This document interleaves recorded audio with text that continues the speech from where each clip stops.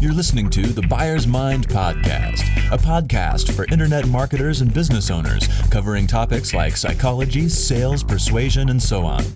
Revealing what makes people buy. Here's your host, Juho Tunkelo. Hey there, this is Juho Tunkelo, your host for the Buyer's Mind Podcast. And this week we're gonna continue where we left off the last time with headline talk with my fellow copywriter and half Finn, I guess, Bruce Carlson, and we're going to dive right back into it. If you missed the first part, or you feel like you need to go back and figure out where we left off, just go to thebuyersmind.com and check out the previous episode. It's all there, and here we go. Let's pick up.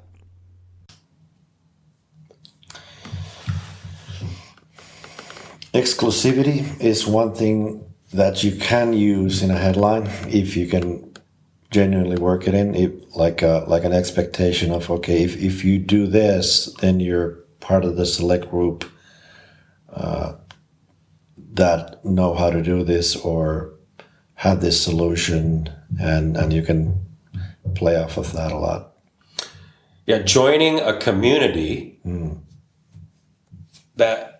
that's a really powerful thing. And if that is an elite community. Yeah, even better. And, a club,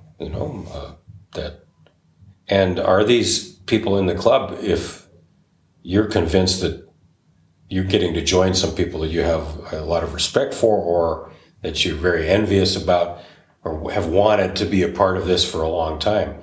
I think the book clubs traditionally have been really good at being able to market to readers, to join their book clubs, right?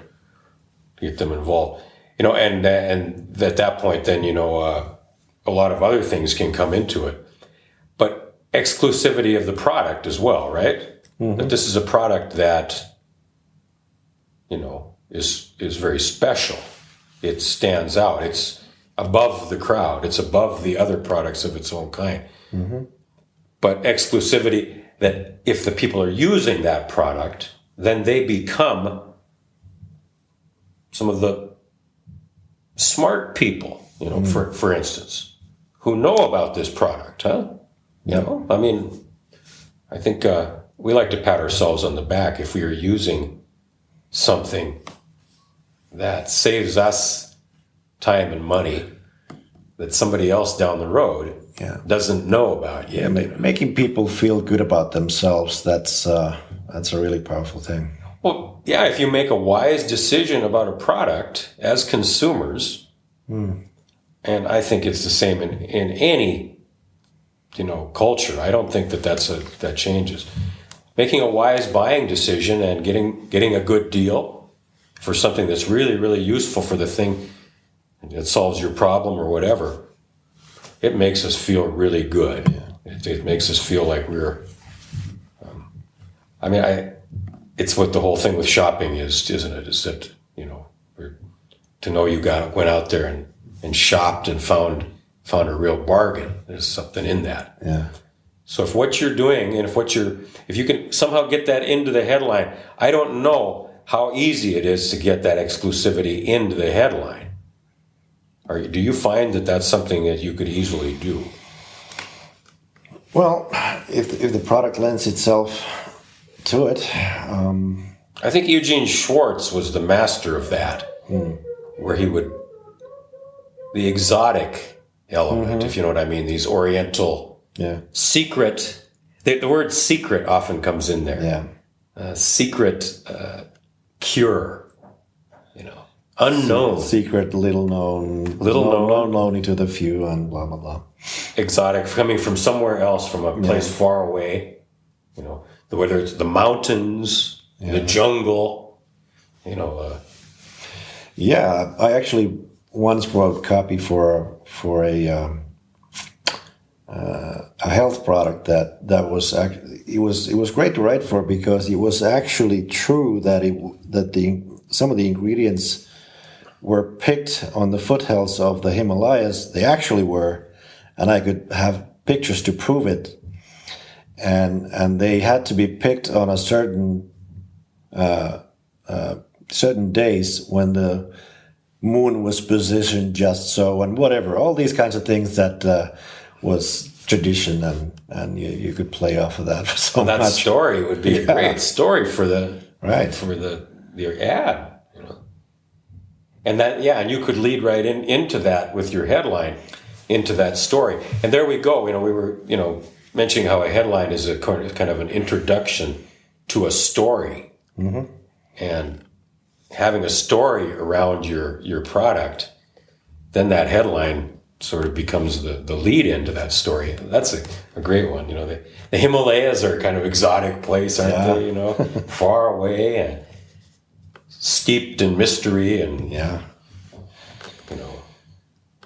and only such and such people know where to find this exact berry and pick it just so and not mess it up and so on.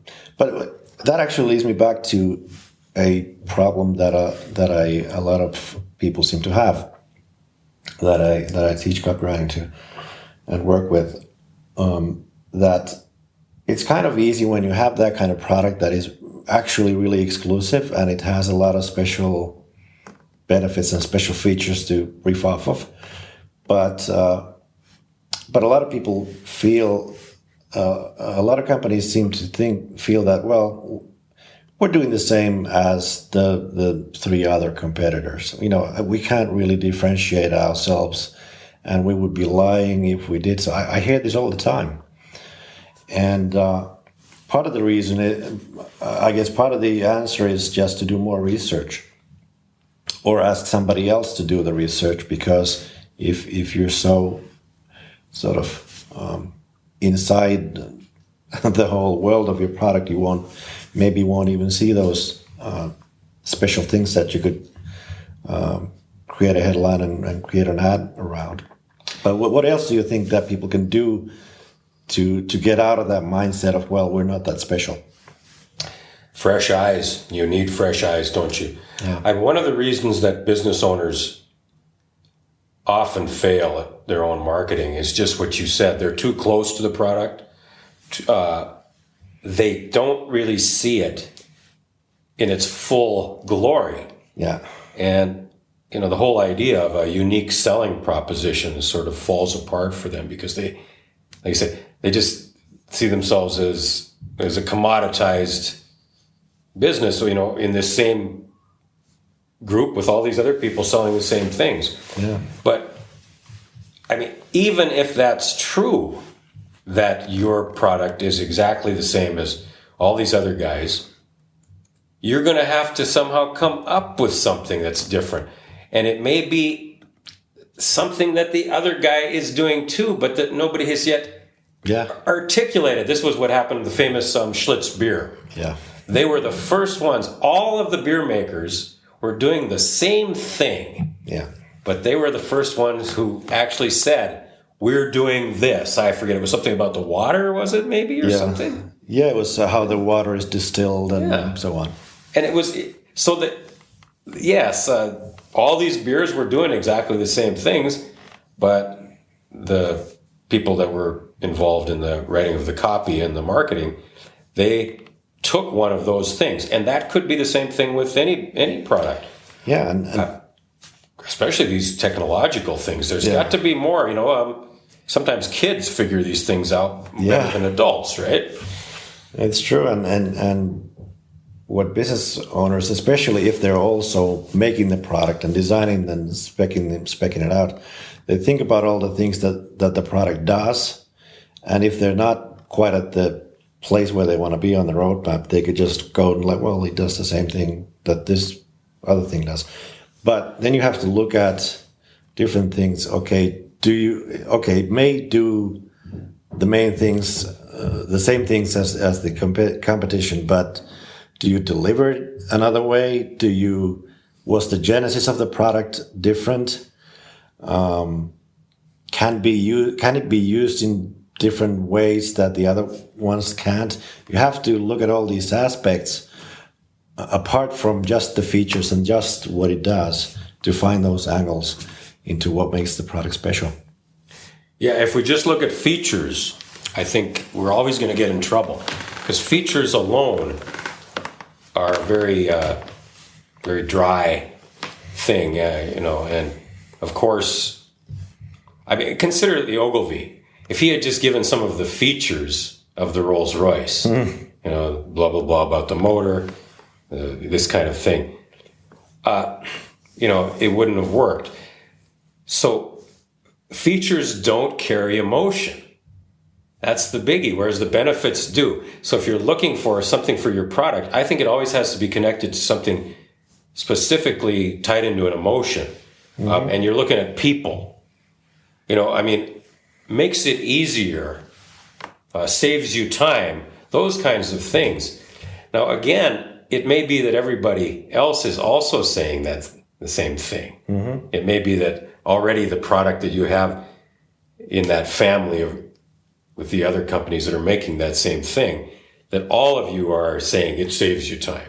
Yeah. Well, then you need to go beyond that, don't you? It saves you this many minutes on this. I mean, you can take that down and you can distill it further. Anytime you have a benefit, you can make it more specific so it speaks, because saves you time. That's pretty general, isn't it? Yeah, you have to, okay, what does it mean to you that it saves time? You have more time for other things, and I don't know. You have to find meaning upon meaning upon meaning. What would an extra 15 minutes a day mean to you? Yeah. There are ways to do this. Good copywriters oftentimes are able to use the apples and oranges comparison thing to make that time saving more real to the people. So it's not a vague sort of abstract concept. And so with, the company's product, if you feel that it's all the same as everybody else's, that's simply not true, really. It just isn't. There's got to be something that you can speak to. And even if it's exactly the same, in very few cases is it, like it was with the case with the beer thing, your very way that you speak to the customers can be your, see? And how you reach out to them, some companies have built a reputation just on customer service. Yeah. So I know that anytime a business owner says that to me, that it's it's all the same, we're in this commodity business, there's nothing different. I know that they're missing something. And yeah. And a lot of times, I mean, if nothing else, if you can't find anything, then go back and look at how your company and how your product came to be. What's the story? What happened? What was the need? Probably in a lot of cases, you were using something else. You found that it's lacking here and here, and that's why you decided to get in business and do this. And when you go back to the genesis of it, then you'll probably find the meaning that you had in the beginning, and why you're doing this, and why you think it's worth having. Yeah, the ongoing story of your company. Yeah, that's a whole part of all of your marketing is the story from day one until today. That can't be the same as every other business because it's unique to you, your story. And in there's going to be something. And usually a human interest or a people angle, I feel sometimes is because people are unique. We're not all the same. So somewhere in there you'll find it. But again, the fresh eyes thing is so good, is to have somebody else who is not connected into your business really to just take a look. This is, I think, the best use for consultants, in my opinion, is to just come in with fresh eyes, have a look, make suggestions, and leave. Those guys, and I think you do some of that too, and I used to do some of that as well. Yeah, the need for that. Because we can see things that then the business owner doesn't see so easily. But how does that really tie into a headline? Well, the headline can then lead in to something unique. And again, we've got to find that. I just feel that's so important to find that thing that's that's special about your product. But if it's the company itself, it could be. And if you can't find it that way, then you can talk about the end result that the product will give you. For example, there was just a minute.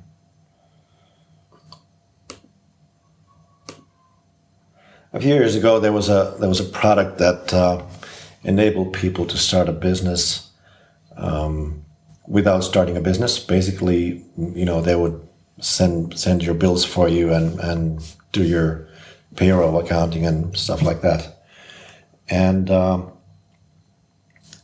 they were the same. There were a few, and even today there are a few that basically do the same thing.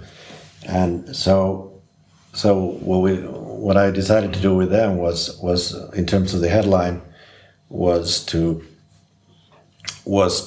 combine the main benefits of using their product, which nobody was really articulating, very succinctly. And basically it was that, okay, become an entrepreneur without the risk and still, be entitled to unemployment benefits if it comes to that. And the third one was that you get paid the same day. You don't have to wait for a payday. So these three together painted a picture of something that's easy and fast, and you can't do it any other way. So it wasn't really the product, but the result. Okay. Yeah, that makes sense, and you can give a picture of of kind of a place almost. Yeah. Where the prospect will be in the future. They will be getting there. Yeah, exactly. You're ahead of me. Actually, in that piece, I wrote a day in the life of this person. If you start doing this, then you wake up and you don't have to go anywhere, and you remember that you just sent your bill over, and they actually paid. You'll have money, and he paid it a day in the life kind of story, and that sort of you sort of give the promise in the headline, and then you give a story that gives a little more of it. It enlarges that headline, doesn't it? Yeah. So really, the headline there in that case is this distilled story, in a sense, of this person that you will be, framed in a certain way. And that's with our headline, we show them.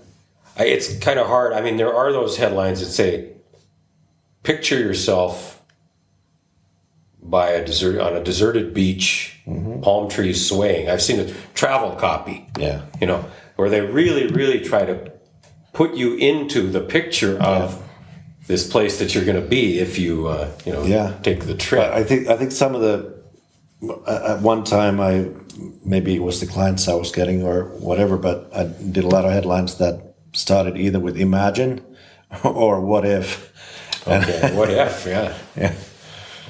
So picture yourself is kind of along that same, it's the same as imagine, isn't it? Picture yourself as the head of your own company. Yeah. I think, for incorporating, making the paperwork easier for, incorporating yourself. I was trying to remember, it's this copywriter who lives in Switzerland, Ted Nichols, who had made most of his fortune on a letter that was about how to incorporate for less than $100 or something like this. Yeah. Okay. Yeah, I was in Delaware, and that was his big one, and it was just a package that he put together of things that anybody could have put together. Yeah. And then sold it, and Yeah, I remember. I think I actually got that package in the mail, like 2004 or something. So it was still mailing then. Yeah, I think it was. I remember that. Wow. It was a really powerful one. Yeah. Started back in the 80s, I think, or maybe even the 70s. Yeah. Yeah, he of course, he ended up retiring in Switzerland at a fairly young age. it's so the whole thing of how we can put our prospect forward into the future. Mm-hmm. We can do that in a headline. We can give them a glance at someplace better than where they are right now. Someplace they want to be. And especially, we need to know that prospect well enough to know where is it they do want to be. Where is it pain-free?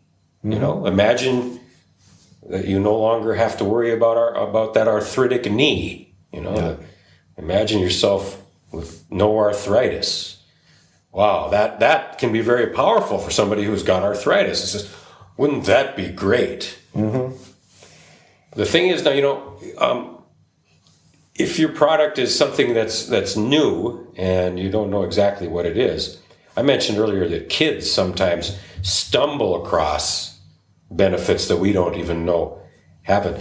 It doesn't always take an expert. So, even your wife, your husband, son, daughter, whatever, that somebody that is using your product and that then you get them sitting down and brainstorming and telling what, and boom, you don't have to hire the expensive consultant, do you? Yeah. Aunt Gladys, Uncle Joe, these people in our warm circle. Yeah. I think painting the picture of a bright future, that's really powerful. And I think one way to sort of make that slightly even more powerful or believable is if you can add a kind of a sense of beneficial timing. Let's say, it could be like, okay, there was a new law passed that you may not know. Financial copywriters use that all the time. You may not have heard of this loophole, but I'm going to tell you about it, and it's going to, change the way you look at options trading or whatever. You can tie that into quite a lot of things. Yeah, it seems that there are general areas that most of us are concerned about in our lives. Certainly money is one of them. Mm-hmm. So then the pain point is the saving money. How do we save you money? Yeah. So is your product cheaper than the other guy? But at a point that becomes almost like a feature at one point. So what are people getting if they're saving them money? Time is another one, isn't it? Mm-hmm. That's money and time. Healthy living, pain-free, whatever, bodily health, and, easily, right? Without the effort. So, again, the time saving. If we can combine as much of this together, if we're looking at these places where people really get grabbed, one of these areas, money, time, lifestyle, things that make people happy. Yeah, and in certain markets, one of those would also be very strongly is like a sense of self-worth, or isn't it time you get this or get that or stop doing that, or especially I guess ties into certain kinds of lifestyle products or health or the nonprofits.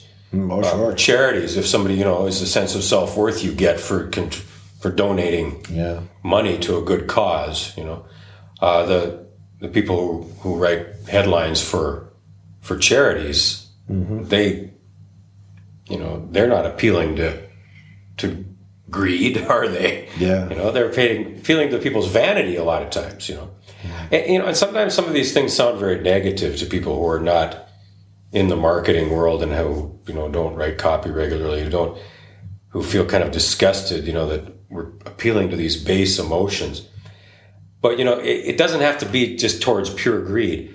Let's face it, we do all want to save money. That doesn't mean we're all greedy. Yeah. Right. But certainly the business opportunity people, they play on the fact that people want to get rich and often quickly. That's something else, and I don't know sometimes that is pretty fishy area for marketers, and I'm not myself all that interested in going in there anymore. But we do see that this whole thing of saving time, saving money, feeling good about yourself, those big old emotions, they're still with us, and they're going to be with us for a long, long time. So headlines can appeal to those emotions in some way. Yeah. And those things never get old. I mean, you can spin a headline around the latest hot fad, and that might get you the attention, but maybe in 6 months down the road, you're going to need a new headline. Yeah, that's true. If you spin only around something that's going on right this minute with the latest high-tech toy. Oof. I mean, maybe that's fine for a blog post or something that lives for only a little bit. But if your aim is to sell your product, then that's a different ball game. Yeah, the old tried and true emotions, they will last. If we think back to the John Caples one, they laughed when I sat down at the piano. It could still work. There's still nothing wrong with that. I'm sure, yeah. Because let's face, that's something all of us can identify with if we've wanted to learn to play the piano. Yeah. And people maybe had heard us trying and saw how bad we were. There would still be a case for that. So, Caples, he was tuned into. Yeah, and the underlying implication is that you don't want to be humiliated, and right. how to avoid that in this particular instance. Yeah. We want to be part of the group. We want to be respected. Yeah. We want to be looked up to. And actually, I think the copy for that ad was that they stood up and gave him a standing ovation or something. Yeah. And they were all. And then the most beautiful girl in the room also went and said to him, "I didn't know you could play." So it was kind of funny, but yeah, at that point, I think it isn't really rocket science, is it, to use the cliche? Yeah. But it's about understanding who you're writing for. That absolutely, for a headline, if you know who you're writing for, you don't need to be a professional copywriter. Not necessarily, and even if you're a business owner and the people that you that are buying from you, and some of them even personally, you may even put a picture of some of them that is a really good customer of yours, and you can write directly to that person, and that makes a lot of difference. Exactly. If you can just picture that one person in your mind, Mrs. Smith, who really likes this and wrote you a letter about it. That there, you've got something there. I think that's why it's so important to know what our customers are getting, what they're feeling is, and that's why the feedback is also important. And I know sometimes it's easier to hide behind a product and just say, I don't want to know what people think. I just want to sell lots of them. But, and one specific person, who am I writing to? Because and that's when we write a letter, we do that. Yeah. We write an email, we do that.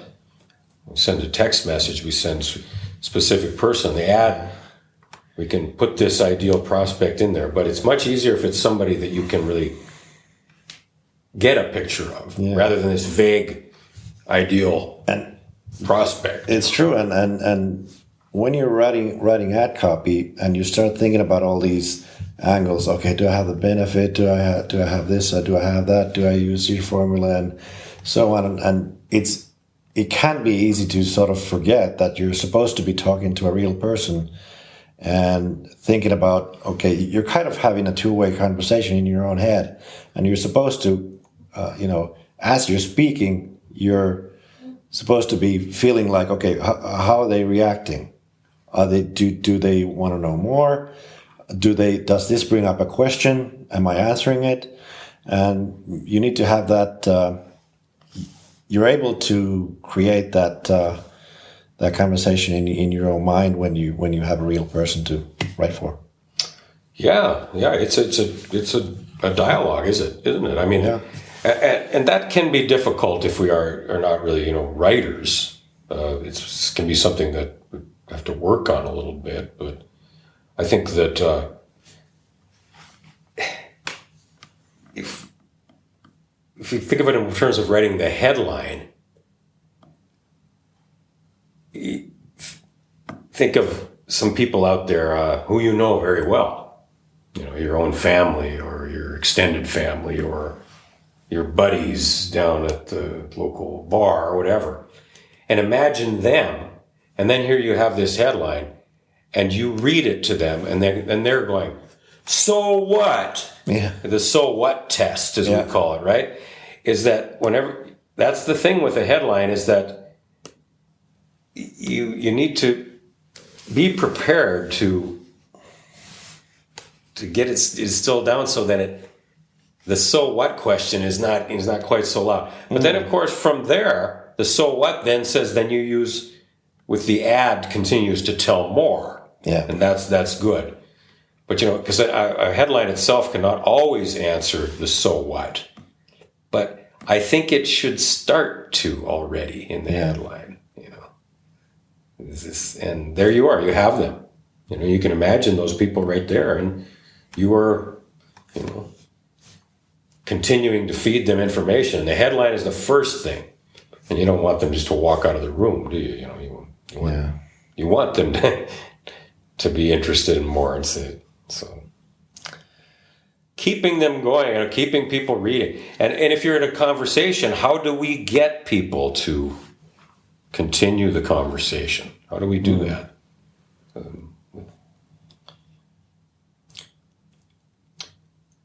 But would you say that, I guess I could ask you a question, Juho. Maybe I don't know how much more we can even say about headlines, but we've said an awful lot already. How about the language of a headline? What kind of words are we talking about using? Are we talking about, educated language? Maybe for an educated prospect, more educated language. But would you say in general that we want to use $10 words or $1,000 words or somewhere in between? Well, it depends, but as long as it speaks to the prospect, if there's like a special lingo, you can drop in 1 or 2 words. If you can do it in a way that sounds natural, but I think most of the time, the less complicated language you use in the headline, the better. And some copywriters like to really pile on the power words in there, but I think those are, personally, I feel that you need some of them, but to pack them in the headline is often counterproductive. What do you mean by power words? Things like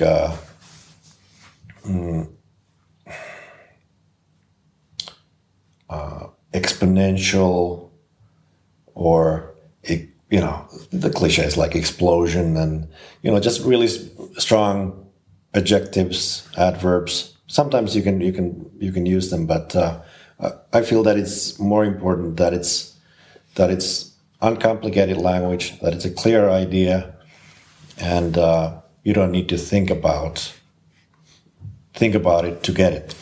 Okay. Yeah, I guess I see what you mean. Like,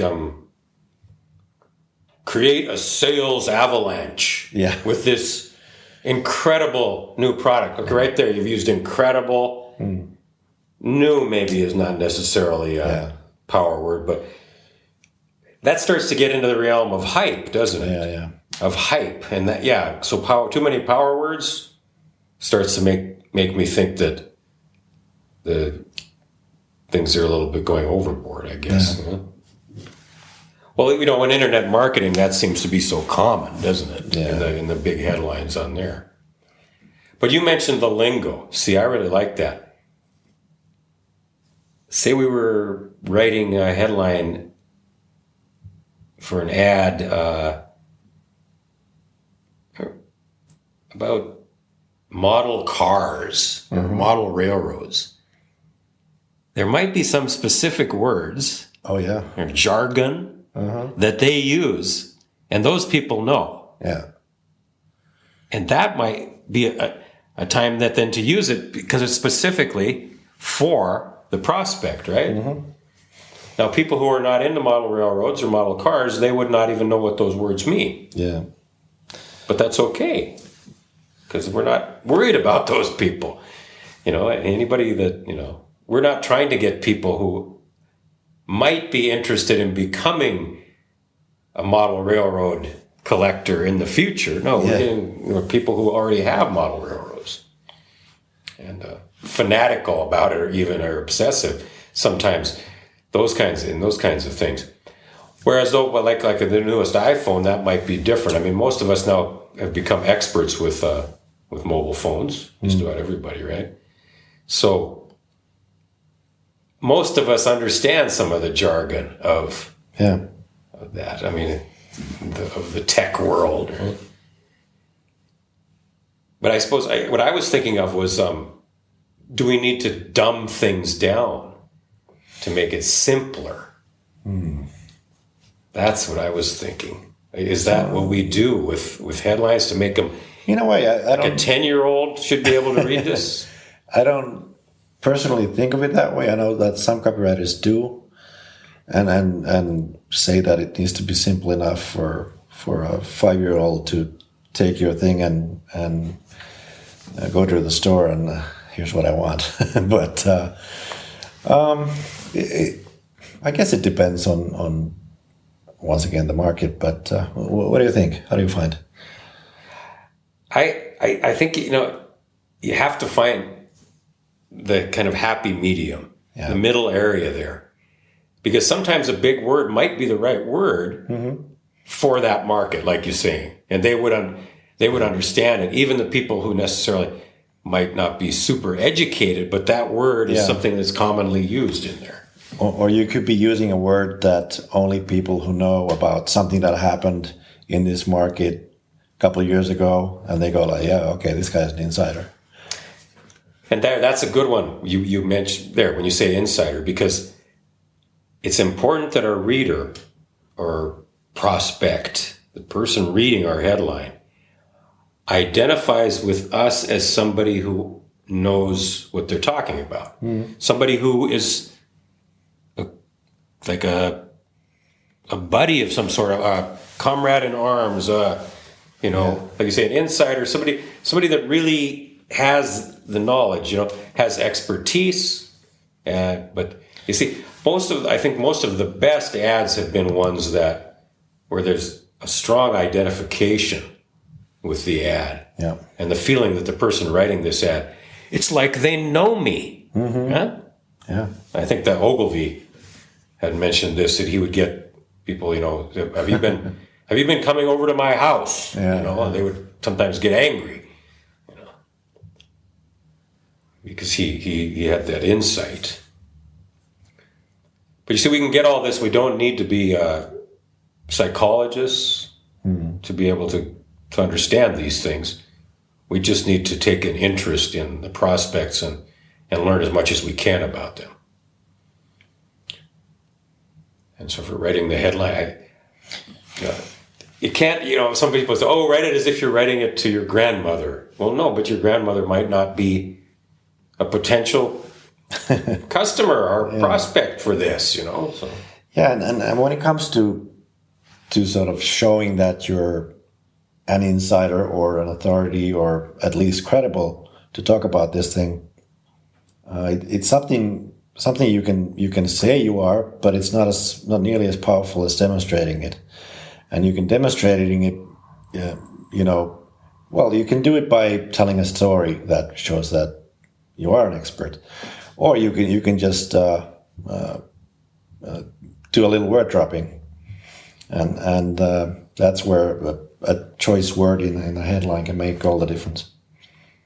Yeah, we were talking before this interview about proof elements and how we show our reader how we prove to our reader that this is legitimate and real and worthwhile and trustworthy and credible and all those things. In the headline, we can already start to have proof elements. And there's another kind of a headline, which we haven't talked about yet, which is a statistical headline. Mm-hmm. You know? Oh, yeah. Right? And you could turn that into a question, and you could also then make it news as well, and something along the lines of like 33 out of 100 doctors recommend this product, right? That's a common. There you've got the authority because they're doctors, you know, and then you flesh that out and you get specific testimonials from the doctor in the ad. But, you know, people are really, really suspicious. And so, you know, the more proof you can offer them, the better. And I feel like in the headline, if you can already start to offer proof that, you know, is a good thing, you know, as early on as you can anyway. Yeah. I mean, it's possible to do it even before the headline with the little, what we call an opener, is a little bit of text that goes above the headline. The pre-head. Yeah, a pre-head, or a grabber. Yeah. Is 33 out of 100 doctors say it works, and then comes the headline, right? Yeah. I've seen that used before. You could ask the question of it: why does 67% of football players use such and such deodorant? Right? I mean, there's the question. But by having the statistic in there, you've you know, statistics and just generally being specific. Specifics. The more specific you are about what you're claiming or what you're talking about, the more credible you are, because then you're not just making a claim. You're stating something that you obviously know. I mean, it just carries a lot more credibility right there. Yeah, specific numbers as opposed to big round numbers, right? Oh, with the internet, we've all seen how I made $10,000 a day, or you know, and much more credible being how I made $123.40 a day, which is what you see more now, because they finally got the idea that maybe the $10,000 a day is a little bit too much. Yeah. I mean, believability, right? Yeah. You know? And if you say something like, well, I failed in business for 4 years and then I started succeeding, it's much more powerful to say that I tried real estate investing and I did this and it didn't work for me, and I did these other 3 things. You actually mention them and say what you did, and it didn't work for you, but then I started to do this, and the reason why it worked was this and this and this. It's much more credible than just sort of skimming it. Yeah, generalities. Being vague. I think that's a recipe for disaster in general in marketing, and you know, and again, see, if we just think our product is like everybody else's, we're going to be very general, and that's that kind of marketing. It's so bland, and it's not going to get us anything specific. How much can we say? You know, exact numbers, right down to the tiniest detail. You know, and what about, you know, the prospect? Who are they?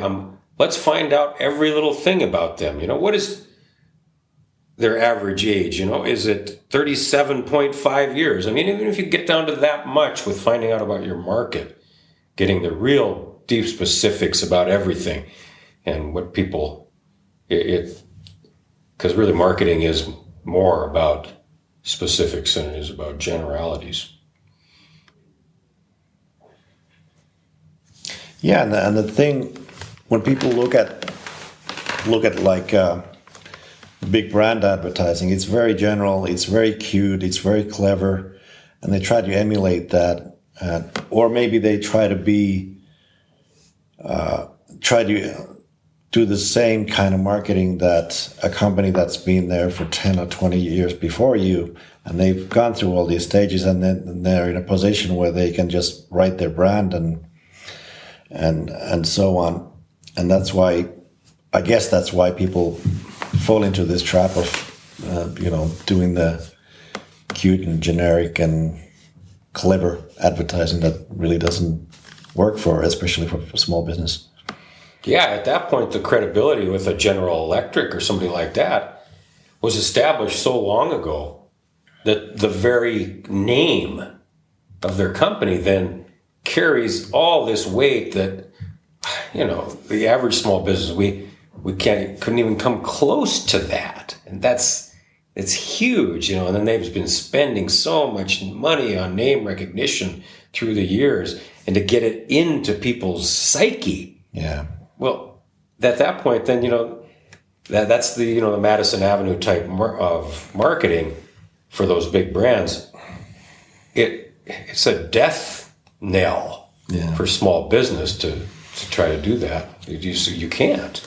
Yeah, but I once talked to a business owner that was convinced that they're gonna get noticed because they emulated Apple in everything. Basically, their website was almost a carbon copy. They even used the same fonts and everything. They just were so convinced that it works for them, and I let them do their thing for about a year, and then I talked to them again, and I said, well, okay, fine, let's try something else. But that's funny, isn't it? Because it seems like it might work. Yeah. But there's. But you don't see the history of yeah. It isn't about the shallow visual shell. Yeah. It's about the deep company. And it's interesting, like people today, when you start talking about direct response, they go like, "Oh, it's the TV shop thing," or it's what used to work, but now we're doing things differently. And they don't realize that there's a whole history. I know many companies that started out, doing direct response, and as they grew to a certain, like $100 million or $1 billion mark, they changed, and for good reason. Or let's say, even personal brands. Let's say Arnold Schwarzenegger. Did you know that he started out in direct response actually? Really? Yeah, I mean, he when he got to California and he was already a big name in bodybuilding, but I think he teamed up with Joe Weider, and they did these. I think I have some photocopies of them. They did a series of guides for how to get the legs of an Austrian oak, a basic training manual, and they put direct response ads in bodybuilder magazines, and they sold a lot. And that made Arnold his first $1 million, and then he invested that on, and then the rest is history. But guys like that who are self-made, they know where to begin. They know where to look. Well, that whole market, direct response, is really powerful in the bodybuilding and health in general. Mm-hmm. And it works. It just keeps on coming, and a good headline, that's a part of the direct response world, is that targeted good headline, Yeah. It's already getting this beginning of the response, And we did mention earlier that there were a couple of really famous, this was before we started talking, was a couple of famous letters that didn't have headlines. Mm-hmm. But those were direct mail letters, so they came in an envelope to your home. But generally speaking, you even if you're sending by direct mail, a headline, the tests have been done over and over again about what the difference is with or without a headline, and there's no comparison. With the headline wins, hands down. And today, part of my work is conversion optimization, and time after time after time, when I actually convince somebody to test, for example, a lot of websites have these sliders or carousels that rotate different finely manufactured images and whatnot. When I convince them to test it against a solid headline highlighting a really strong benefit, almost every single time, it really just blows it away. And you wouldn't believe that if you didn't test it. No, you wouldn't. Yeah. Yeah, I think sometimes people are afraid to test for the very reason that they don't want their idea to be shot down. But there's nothing wrong with it, and testing headlines, trying different headlines. A headline that might seem to be really, really good. And copywriters, we write, stinkers all the time that seem like they should work, but they don't quite. Mm-hmm. And then we rotate in some different headlines. And, there's nothing wrong with doing that. But you do need to have enough to have a test. Yep. On the web, small business owners who don't get a lot of traffic to their website, they will often have a difficult time with, being able to test because they don't have the numbers to test. Yeah, and the solution to that is to be bold enough to go for a big enough difference. And that's when you can really pay off to have a really strong direct response style headline. And there you go, folks. That's the end of our headline talk interview with Bruce Carlson. And sorry about the somewhat abrupt ending. I think I had to catch a train or something, and it was cut off a little ahead of its time. Anyway, I really hope you had your notebook with you and took a lot of notes, because there were a lot of gems dropped in these this two-part interview. And if you want to check out the show notes and any other episode of the Buyer's Mind podcast, as usual, mosey on over to thebuyersmind.com and you'll find them all there. And also, I would be really thrilled if you took the 1 minute that it takes to go to iTunes store and give us a good star rating, 5 stars, whatever, if you really enjoyed this or any other episode. And leave a written review as well if you really want to become our friend. All right, thank you for sticking through this, and I'll talk to you next time. Bye from Juho.